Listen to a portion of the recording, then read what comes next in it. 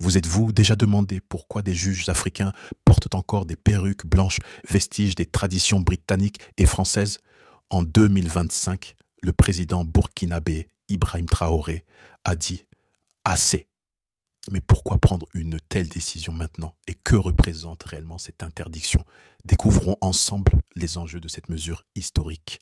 Les perruques coloniales sont un héritage des empires britanniques et français. Popularisées en Europe au XVIIe siècle, elles étaient un symbole de prestige et d'autorité. En Afrique, elles furent imposées dans les systèmes judiciaires des colonies pour affirmer l'ordre colonial. Mais aujourd'hui, ces perruques sont perçus par beaucoup comme des symboles d'un passé que l'on souhaite dépasser. Alors, qu'est-ce qui a poussé Ibrahim Traoré à dire stop?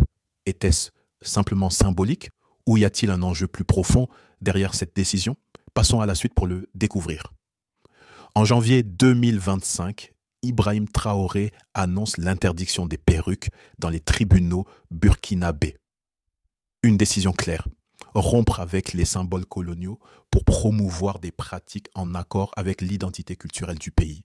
Ce geste s'inscrit dans une vision plus large de décolonisation culturelle et politique. Mais le Burkina Faso n'est pas seul dans cette quête. D'autres nations africaines ont-elles pris des mesures similaires? Quelles leçons peut-on tirer de leur expérience? Regardons ce qui se passe ailleurs en Afrique. Le Ghana a été l'un des premiers pays à remettre en question les traditions coloniales dans les tribunaux. Aujourd'hui, les juges y portent des vêtements inspirés des coutumes locales. Au Kenya, la question divise encore, mais de nombreux juristes militent pour l'abandon des perruques. Et en Afrique du Sud, des réformes similaires ont permis d'adopter des tenues judiciaires plus adaptées à l'identité culturelle nationale. Ces exemples montrent que le mouvement pour une justice décolonisée gagne du terrain. Mais comment cette décision est-elle perçue au Burkina Faso même? Et qu'en pensent les citoyens?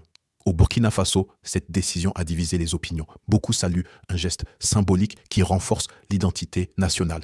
D'autres, en revanche, estiment que cette mesure reste secondaire face aux défis économiques et sociaux du pays. Mais au-delà des critiques, ce choix envoie un signal fort. Le Burkina Faso est déterminé à tracer sa propre voie. Finalement, cette décision soulève une question importante. Un geste symbolique peut-il réellement transformer l'avenir d'un pays? En interdisant les perruques coloniales, le Burkina Faso ne fait pas qu'abandonner une tradition. Il trace une nouvelle voie où la souveraineté culturelle devient un pilier de l'identité nationale. Mais ce geste suffira-t-il à inspirer d'autres nations ou est-ce le début d'une transformation plus profonde? Dites-nous ce que vous en pensez dans les commentaires.